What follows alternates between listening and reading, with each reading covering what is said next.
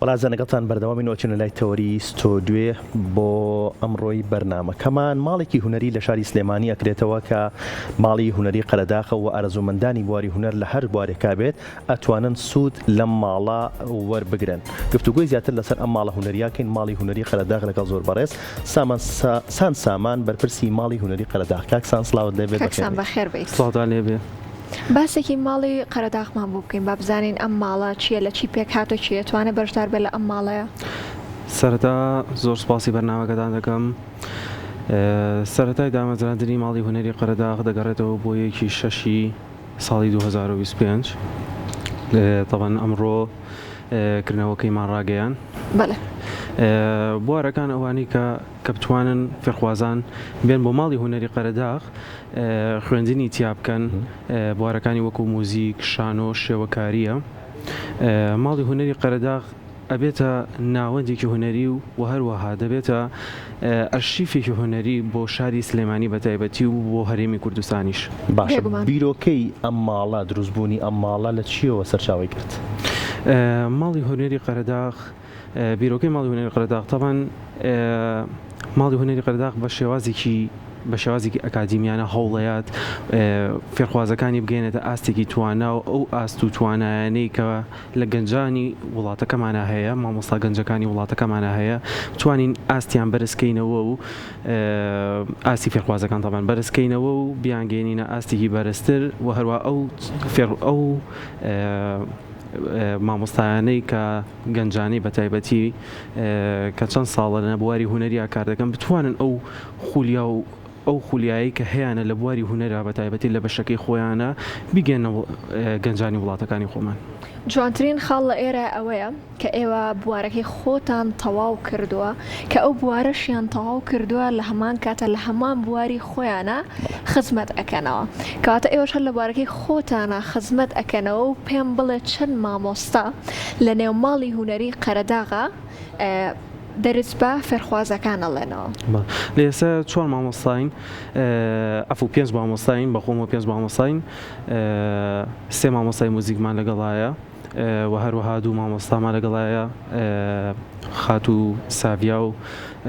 خاتو ئەرینە کە خاتو ئەرینە بەشی شێوەکاری مامۆستای بەشی شێوەکاریە و خاتو ساڤیا بەشی شانۆیە. بەڵێ. باشە پێم بڵێ چ پێویستیەک وای کردکەوە بیر لەو بکەنەوە ماڵی هونەری قەرەداغ بکەنەوە و لە نێو ماڵی هونەری قەرەداغیشە چەند بوارێک لەخۆوەگرێت موزیک و شێوەکاری و شانۆش. طبعاً یەکەم هەوڵمان ئەوەیە کە گەنجانی ئەو بوارە ئەوانەی کە لە بواری خۆیانە کارەکەن بیان هێنینە ناو ماڵی هونەری قەرەداغ کە بتوانن ئەو خزمەتی چەند ساڵی کردویانە بە فیڕۆ نەچن تواناکانیان لە دوای خوێندندا نەمەکرێتەوە یعنی بتوانن ئەو توانایی هەیەە بیگەن ئەو فێرخوازانەی کە هێنە ماڵی هونەری قەرەداغەوە. باشە کاکسان خۆت قەرەداغیت؟ بەڵێ. نازام قەرەداغی ناویشتان ناوە ماڵی هونەری قەرەداغ؟ بەڵێ. هەروە قەرەداغیش ڕۆڵێکی بەرچاوی هەبوو لە هونەرا و بەتایبەتی مامۆستا ئەنوەر قەرەداغی کە دامەزرێنەری بەشی موزیکی پەیمانگای هونەرە جوانەکانە ناوێکی بەربڵاوە لە ناو شارستانێتی وەکو شارێکی وەکو سلێمانیە. باشە ماڵی هونەری قەرەداغ ئەوە ئیدی کرایەوە فێرخواز بەشدارە بێتە ئێوە لە بیرتانە لە مێشکتانە کە لە داهاتووە چالاکیتان هەبێت هیچ شتێکتان هەبێت؟ بەتەکید لە ئێستا لەبەروی لە سەرەتایکردنەوەی ماڵی هونەری قەرەداغین لە داهاتووە مامۆستاکان تەبەن بەبێ ئەو ئاستەی کە هەوڵەیەن توانای فێرخوازەکان بەرزکەنەوە بگەن بۆ ئاستەی کە ئێمە لیان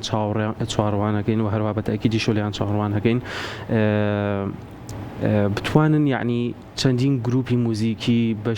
لە بەشی شانۆیە چەندین پێشانگاوە یعنی کاری هونەری بەشی لە بەشی شانۆ و شێوەکاری بتوانین بیکەینەوە بۆیان و تەبەن لەسەر ئەوە وەستاوە کە بتوانرێ فێرخوازەکان بەردەوام بن کۆڵ نەیەن چونکە هەموو سەرەتایەکی هونەر زەحمەتیکی تایە هەموو سەرەتای کارێکیش زەحمەتی تایە. باشە کاکسان ئەوەی کە ئازانین کەسە دامەزراندن نییە باشە بەتایبەتی بۆ بوارە هونەریەکە زۆر ڕەنگە قورس بێت بۆی کە دەستت بەکارێ بکات لە بوارەکەی خۆتا و توانی هونەرەکەشت بگەیەنیت لە هەمان کاتە سەرچاوێکی مادیش بێت بۆ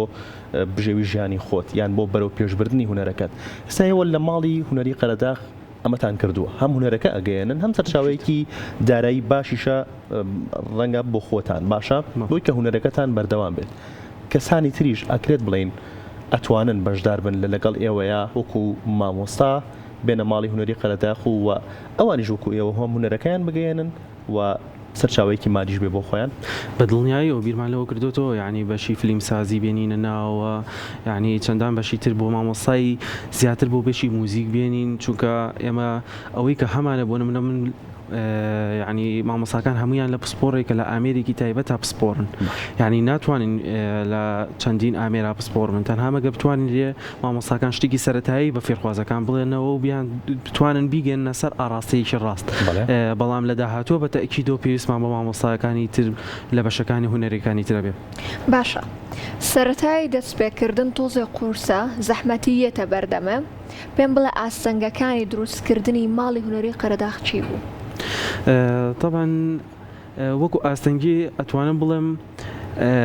ئاستەنگیکی وای نەبوو بەڵام تەنها ئەوەیە کە بتوانرێ یعنی لە ڕووی ئەوەی کە کاری هونەری بتوانن مۆڵەتی کاری هونەریمان بۆ ئاسان بکەن واتە بتوانن ڕێگەمان بدەن کە یعنی بە ئاسانی بتوانین کارەکەمان دامەزرێن باش پێم بڵێ ئەو مامۆسانی کە لە ئێستایا وتت 5 مامۆسات لە ئێستا لە ماڵی هونەری قەرەداغ وانە ئاڵێنەوە باشە مامۆساکان چێن؟ طبعا مامۆساکان مامۆسا ئاریایە مامۆسای پیانۆ سازە لە ئێسایە مامۆسا ژینەرە بەڵێ مامۆسای ترامپێت و کلارنێتە کلارنێتی سیبی مۆڵ و کلارنێتی سۆڵ مامۆسا ئارینایە مامۆسای بەشی شێوەکاریە مامۆسا ساڤایە مامۆسای بەشی شانۆیە باشە لەسەر چ بنەمایەک مامۆستاکانتان هەڵبژاردووە؟ طبعا ئەمە خاڵێکی زۆر گرنگە بۆ ماڵی هونەری قەرەداغ چونکە ئەو مامۆسایانە چەندین ساڵە یعنی خوێندنەکەن هەیوایتیە ینی پێش پەیمانگای دایک لە بەشەکەی خۆیانە خوێندنیان کردووە ئەو کات یعنی گەیشتونێتە ئەو ئاستی کە بتوانن یعنی ئەوەی کە کۆیان کردوەوە لە ژیانی خۆیانە بگەنە دەست مناڵان و خەڵکانی وڵاتەکەی خۆیان باشە ئەمە ئەکرێت بڵین شوێنێک نییە کە وەرزی بێت ئێستا بم نە زۆر شوێنەکرێتەوە کە خولی هاوینی هەیە هەر وایە ناوناوە خولی هاوینی ولا وەرزی هاوینە هەیە ئەمە ئەکرێت بڵین شوێنێک نییە بەت هاوین بێت و چوار وەرزە ئەم ماڵی هونەری قەرەداغ بەردەوام بێت ماڵی هونەری قەرەداغ طبعاً کە دەستمان کردو بە دامەزراندنی هەتا کە هەدەفمان ئەوە بووە کە ئاستی ئەو فێرخوازانە بتوانین بەرزکەینەوە و هەروەها بەردەوامیان بکەین لە لای خۆمان و لە داهاتووە بتوانین چەند گروپێک دروستکەین بە تەئکیدیەوە یعنی ماڵی هونەری قەرەداغ تەنها خولێکی هاوینە نییە بەڵکو لە کاتەکان و لە وەرزەکانی تریشا بەردەوامە بێ زۆر باشە ئێوە خۆتان خوێندکارن نەی کێشتان بۆ دروست نابێت لە کردنەوەی خوێندنگەکانە لە کردنەوەی زانکۆ و پەیمانگاکانە هەر بەردەوامی بە ماڵی هونەری قەرەداغمان طبعا ئەویان کەوتوتە سەر بڵێ ئیدارەی بەشەکانمان بۆ نمونە من لە کۆلێژی هونەرە جوانەکان خوێندکارم و هەروەها مامۆسا ئاریامان لەگەڵایە کە هەر بە هەمان شێوە لە کۆلێژی هونەرە جوانەکان خوێندکارە بەڵام هەردووکمان پەیمانگامان تەواو کردو مامۆسا ژینەر بەس تەنها پەیمانگای تەواو کردو خوێندکار نییە و هەروەها مامۆسا ئەرینا و مامۆسا ساڤیاش خوێندکاری پەیمانگای هونەرە جوانەکانن هێشتا خوێندنیان تەواو نەکردووە بەڵام بە ئەکیدیەوەم یعنی ئەمە ئەوەی کە لە توانامانە بێ بتوانین لەو بوارە لەو چەند ساڵێک کە بوارەکەی خۆمانمان خوێندووە و لەو پسپۆڕیانی خۆمان بتوانین بگەینە وڵاتێکی خۆمان هەر بژین نمونەتان زۆر بێت جا ئەتوانێت ئێستا لە شاشەی کورساتەوە بە فێرخوازان بڵێ بۆی کە فێرخوازان زیابێت ئەتوانی وەکو ڕێکلامکردنێ باسێکی شوێنەکەی خۆتان بکەیت و ناونیشانەکەی بۆی کە بێن بەشدار بن لەگەڵتانەواتە چۆن بتوان لەگەڵ ئێوە بەشدار بن و چۆن بە ئێوە بگەن ئەتوانین لە ئێرەوە بگەێنیت باشە ماڵی هونەری قەرەداغ طبعا ئەتوانن کە چاوەڕوانی ئەوە لە فێرخوازەکانی ماڵی هونەری قەرەداغەکەم کە بتوانن بەردەوام بن خۆیان بگەێنە ئاستێکی باڵاتر و کە بتوانن ئێمە چەندین کاری تریان بۆ بگەێنینە ئاماج چونکە ماڵی هونەری قەرەداغ ناوەسێ لە تەنها لە پۆینتێکە و هەروەها ماڵی هونەری قەرەداغ ئەوانی کە خولەی ئەویان هەیە کە بیانەوە بەشداریکەن دەکەوێتە جادەی ئیبراهیم پاشا نزیکی مزگەوتی سەلاحەدینە دەستە خۆش بێت کاک. جیاوازیەکەم پێ بڵێ جیاوازی ئێوە لەگەڵ هەر فەرگێکی ترا چییە؟ وەکو جیاوازی من نامێت جیاوازی لە نێوان هیچ فێرگەیە کاکەم، چونکە هەموو فێرگەکان توانایەکی زۆر بەرزیانەیە. ئێمە ئەمانەیە بگەینە ئاستی ئەوان، چونکە ئەوان ئاستێکی زۆر بەرزیانەیە، چونکە ئێمە سەرەتای دامەزراندمانە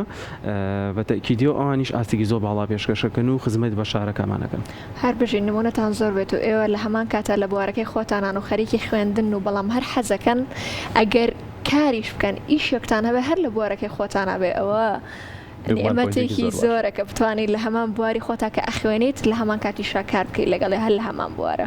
هەر بژیت سان زۆر خۆشحاڵ بووین کام ئێوارە لە کورسات مەگەزینەوە لەگەڵتمان نبوویت. زۆر سپاس. زۆر سپاس خۆ بەشداریکردنت.